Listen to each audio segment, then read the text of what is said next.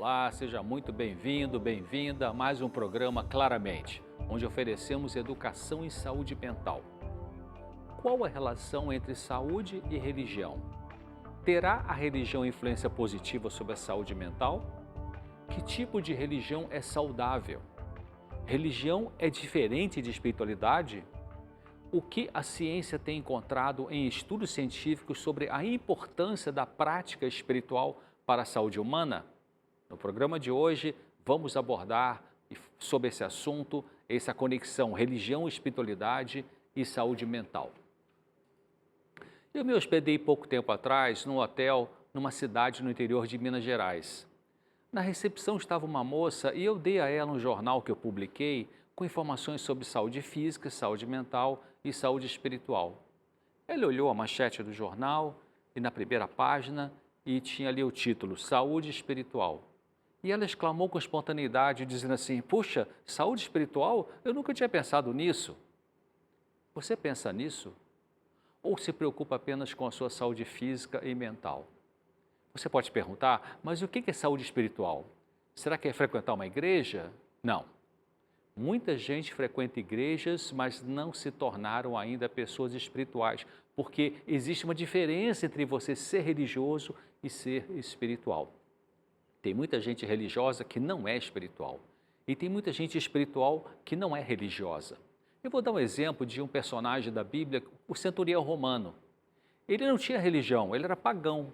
Ser pagão para a Bíblia é adorar deuses falsos, é não crer no Deus Criador. Esse militar pagão tinha um empregado que estava doente. Ele havia ouvido falar sobre Jesus Cristo, sobre a bondade de Jesus, sobre os milagres que ele praticava. Ele acreditou que Cristo poderia curar seu empregado. Ele teve fé em Jesus Cristo, embora não fosse religioso. Ele expressou a fé dizendo a Jesus que bastaria uma palavra de Cristo e seu servo ficaria curado. E Jesus o curou e disse a todos que estavam ouvindo ali que ele, Jesus, não havia visto uma fé assim nas pessoas religiosas da igreja da sua época. Aquele centurião, aquele militar, era espiritual, embora não fosse religioso. O Dr. Harold Koenig, professor de psiquiatria e ciência do comportamento na Faculdade de Medicina da Universidade de Duke, na Carolina do Norte, nos Estados Unidos, ele comenta o seguinte: uma pesquisa online da Psicoinfo, que é uma base de dados com 2,3 milhões de pesquisas e artigos acadêmicos de 49 países em 27 idiomas, usando as palavras-chave, claro, ele é americano, foi procurar palavras em inglês, palavras como religion, religiosity, religious beliefs, spirituality, revela algumas tendências interessantes. Quando restringir os anos da busca de 1971 a 1975, foram identificados 1.113 artigos, mas ao repetir a pesquisa restringindo-a aos anos entre 2001 e 2005, obtive 6.437 artigos, havendo um aumento de mais de 600% em 30 anos. Isso está num artigo chamado Religião, Espiritualidade e Psiquiatria, uma nova era na atenção à saúde mental, com prefácio do Dr. Koenig e publicado na Revista de Psiquiatria Clínica em 2007. Que interessante, não é? Como que no meio científico tem havido um grande aumento do interesse no estudo da conexão entre saúde e espiritualidade. Deus, o Criador, revela na Bíblia que Ele fez o ser humano com 3 dimensões: física, mental e espiritual. Neurocientistas têm procurado entender se haveria no cérebro humano uma área específica para a espiritualidade. O psiquiatra John Raymond Peattie, da Universidade de Harvard, comenta o seguinte: estados de humor e experiências espirituais têm correlatos cerebrais distintos, mas se sobrepõem. É, portanto, enganoso assumir que as dimensões biológica, psicológica ou espiritual do eu, do self, são não mescladas. E ele cita Antônio Damasio ali.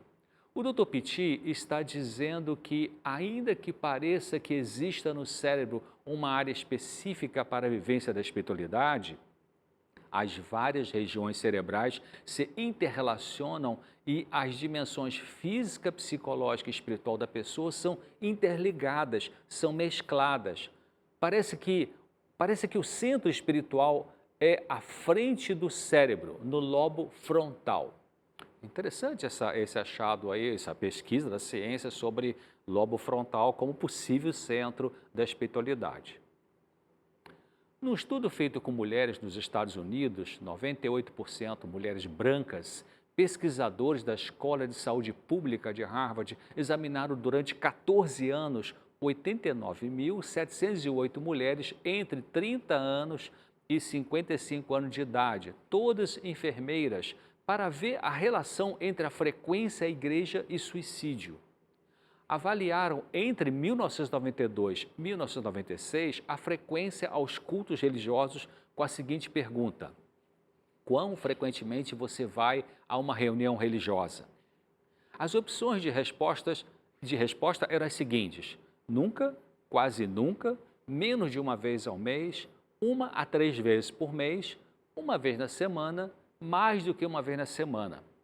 Avaliaram variantes ligadas ao suicídio, como a idade, o status do emprego, história de alcoolismo na família, o índice de massa corporal, IMC, nível de atividade física, tabagismo, uso do álcool, história de doença crônica, estado civil, entre outras variantes.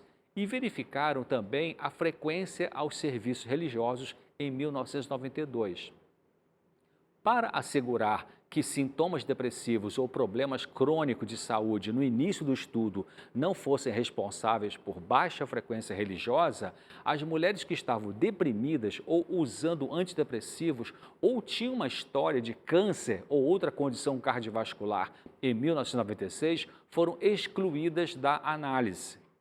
Os resultados encontrados nesse estudo foram que as mulheres que frequentavam serviços religiosos pelo menos uma vez por semana foram 84% menos prováveis de praticar suicídio comparadas com as que nunca frequentavam. A qualidade desse estudo feito foi com quase 90 mil mulheres e longo tempo de pesquisa, já que durou 14 anos, e com métodos de pesquisa muito cuidadosos, fazem dele um estudo importante sobre a religião e o suicídio. Especialmente pelo anúncio recente do Centro de Controle de Doenças dos Estados Unidos de que houve 60% de aumento no suicídio entre 1999 e 2014 entre mulheres brancas nos Estados Unidos. Terrível, né? É importante que entendamos o que caracteriza uma prática saudável religiosa. Isso porque tem muita gente religiosa fanática, extremista, exploradora da boa-fé dos outros para fins destrutivos que, claro, prejudica a saúde da pessoa e perturba as relações familiares e sociais. Você pode fazer um teste para ver se sua forma de viver a religião tem sido mentalmente saudável. Pense na sua resposta para as seguintes perguntas. Primeiro, a sua forma de religião constrói pontes ou barreiras entre as pessoas? Segundo, a sua forma de religião estimula ou dificulta o crescimento de liberdade interior e responsabilidade pessoal? Anima você a dependência madura ou imatura com a autoridade? Terceiro, a sua forma de religião anima a aceitação ou a negação da realidade? Incentiva crenças mágicas ou crenças maduras? Anima para a honestidade intelectual com respeito às dúvidas? Quarta pergunta, incentiva o amor ou o medo? Quinta, ajuda a lidar com a angústia existencial de modo construtivo? Sim ou não? Tempos atrás eu recebi do Dr. Koenig, da Universidade de Duke, um trabalho científico interessante cujo título é O papel de Deus em romper com adicções ou vícios e manter a recuperação. Esse estudo analisou a relação entre a presença de alcoolismo e a frequência às igrejas. Você pode reparar no gráfico que foram avaliados jovens, pessoas de meia idade e idosos. As colunas em vermelho representam o grupo de pessoas que tinham baixa frequência à igreja, enquanto que as colunas na cor branca mostram o grupo com alta frequência à igreja. Veja, por exemplo, as colunas branca e vermelha da esquerda no gráfico, que representa o grupo de jovens, pessoas jovens.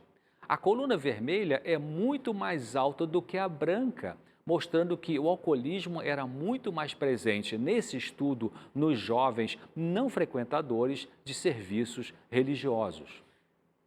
Então você pode ver que a ciência está mostrando essa questão de religiosidade e alguns problemas de saúde, como o alcoolismo. Eu comentei no início desse programa que existe uma diferença entre uma pessoa ser religiosa e ser espiritual. A diferença é que a pessoa espiritual tem sensibilidade espiritual. Ela não vive a religião para se mostrar melhor que os outros, não pratica a religião para tirar dinheiro das pessoas.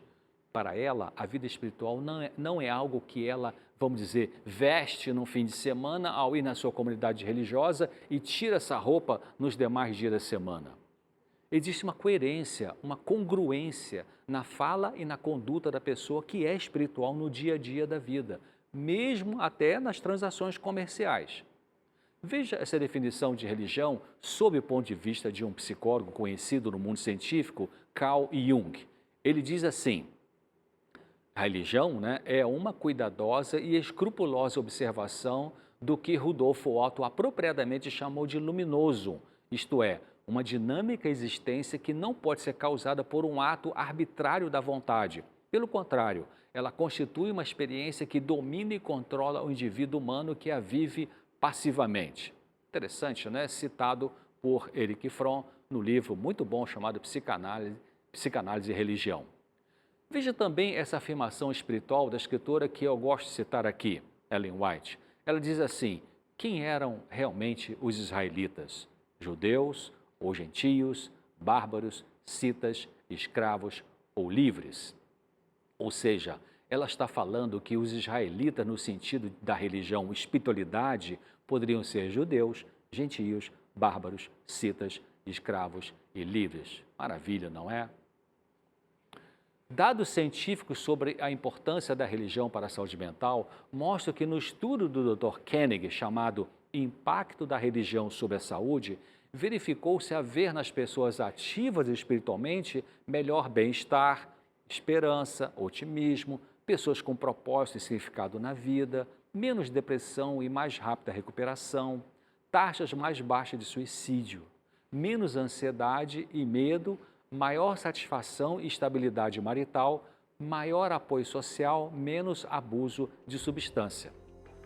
Então, muito interessante, como que a ciência vai mostrando essa conexão entre pessoas que têm uma prática espiritual, uma prática religiosa e melhores resultados na sua vida, no seu estilo de vida.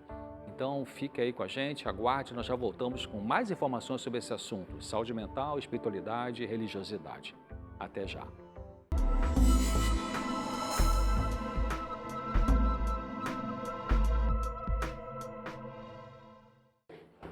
Olá, estamos de volta ao programa Claramente, hoje abordando o tema religião, espiritualidade e saúde humana.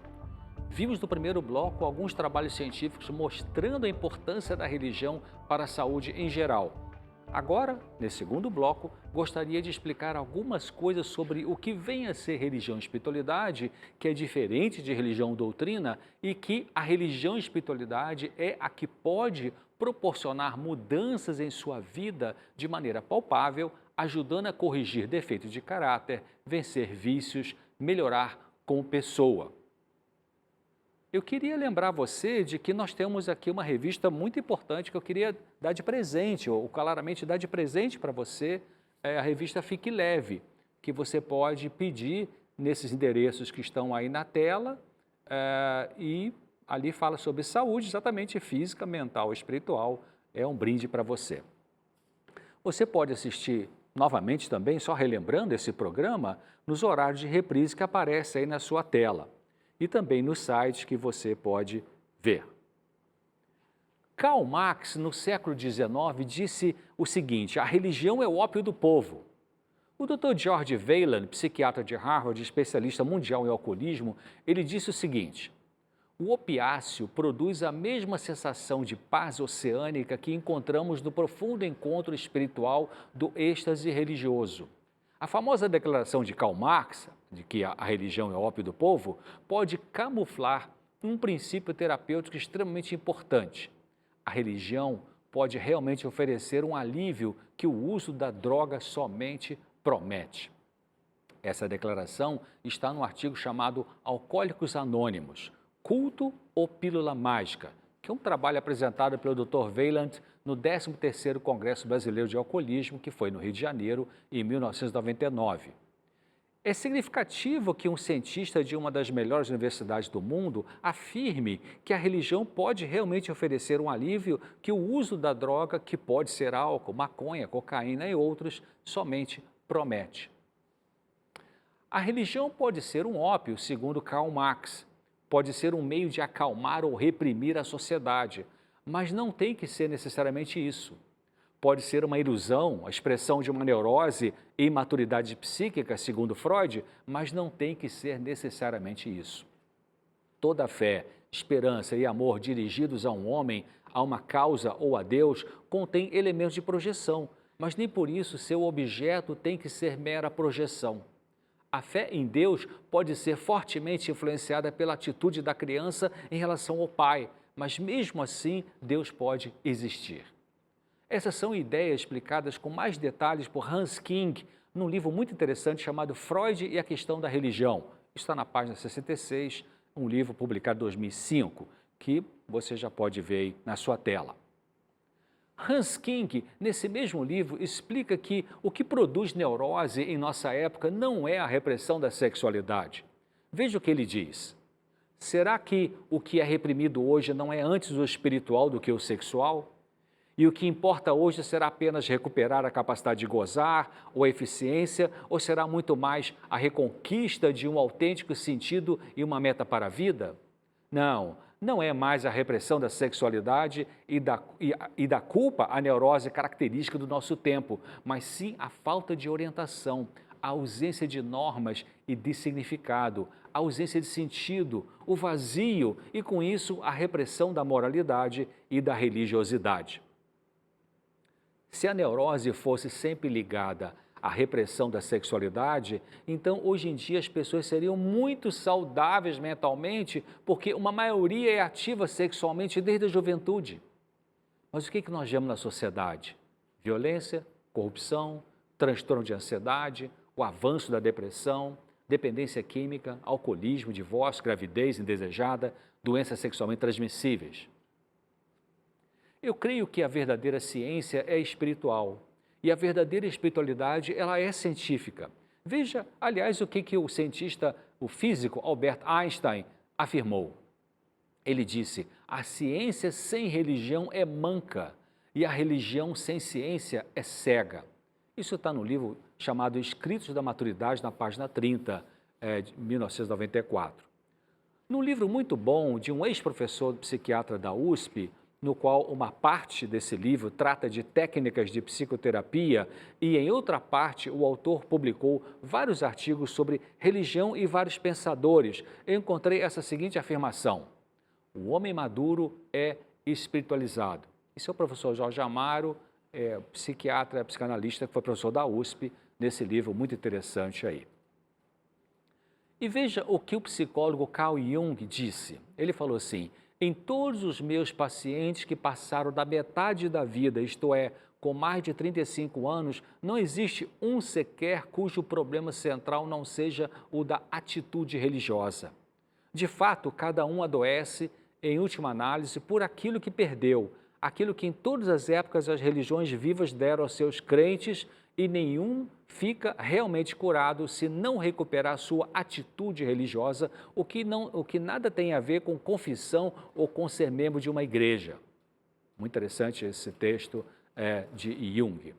Veja que Jung está dizendo que a atitude religiosa que promove cura mental não tem que ver com ser membro de uma igreja, tem que ver com a religião espiritualidade.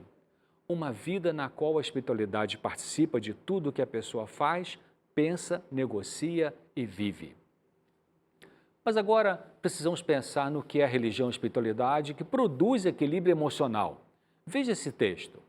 A religião de Cristo, longe de ser a causa de insanidade, é um de seus mais eficazes remédios, porque ela é um potente calmante dos nervos. Que interessante isso, né? Dessa autora inspirada aí. Interessante mesmo, porque a religião de Jesus Cristo, ela está dizendo, é um potente calmante dos nervos. Mas aí vem a pergunta, qual é a religião de Cristo que acalma os nervos? Eu vou citar algumas definições. Veja só, a verdadeira religião consiste em se colocar sob a orientação de Deus em pensamentos, palavras e ações. Isso implica num relacionamento pessoal com Deus Criador. E você pode fazer isso pela oração, pela leitura e meditação em sua palavra, a Bíblia. E os benefícios dessa comunhão não ocorrem quando você dá dinheiro ou bens para a igreja, mas quando exerce fé em Deus e mantém contato com Ele, pedindo a orientação dEle para a sua vida. Veja agora essa outra definição de religião no sentido de espiritualidade. Na história do bom samaritano, ilustra Cristo a natureza da verdadeira religião. Mostra que consiste não em sistemas, credos ou ritos, mas no cumprimento de ato de amor, no proporcionar aos outros o maior bem, na genuína bondade. Isso está num livro fantástico, que é a melhor biografia de Cristo, segundo a Biblioteca de Washington, chamado O Desejado de Todas as Nações. Interessante esse conceito de religião verdadeira, não é mesmo? Para eu e você conseguirmos praticar ato de amor maduro, proporcionar aos outros o bem, agir com bondade sem conflito de interesse, isso só é possível tendo a religião e a espiritualidade, que é o poder da graça de Deus atuando na pessoa. E uma definição de religião e espiritualidade que mais gosto é essa que diz assim: a religião de Cristo significa mais do que perdão dos pecados. Significa que o pecado é removido e que o vazio é preenchido com o Espírito. Significa que a mente é iluminada por Deus, que o coração é esvaziado do eu e cheio da presença de Cristo. Linda definição, né? O que é pecado? Pecado é tudo aquilo que machuca você, que faz você infeliz, que perturba seu relacionamento com os outros e perturba o relacionamento dos outros com você. Então, o texto está dizendo que a prática de religião e espiritualidade conduz a uma iluminação mental pela remoção gradativa do pecado em nossa natureza. Ser membro de uma comunidade religiosa e buscar crescimento espiritual ajuda na saúde física e mental, porque o convívio comunitário pode oferecer acolhimento e motivação para enfrentar as lutas da vida. Viktor Frankl foi um sobrevivente de um campo de concentração nazista e enquanto ele estava lá naquele inferno daquela prisão, como médico psiquiatra, ele se esforçou para pensar no que poderia fazer pela humanidade, conseguindo sair dali com vida. Ele admitiu, ao viver aquela situação dramática de sofrimento, que a religião é fonte de significado para a vida e fator determinante no fortalecimento das faculdades mentais.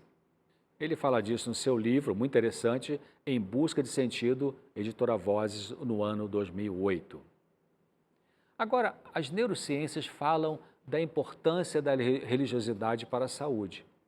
A Autoridade Mundial em Saúde e Espiritualidade, Dr. Kenneth Pargament, professor da Bowling Green State University, nos Estados Unidos, ele diz assim: existe uma lacuna na forma por meio da qual os profissionais de saúde mental têm abordado seus pacientes. A espiritualidade tem sido negligenciada por anos. Felizmente, esse cenário começou a mudar e temos aprendido novas e empolgantes maneiras de integrar a espiritualidade à psicoterapia.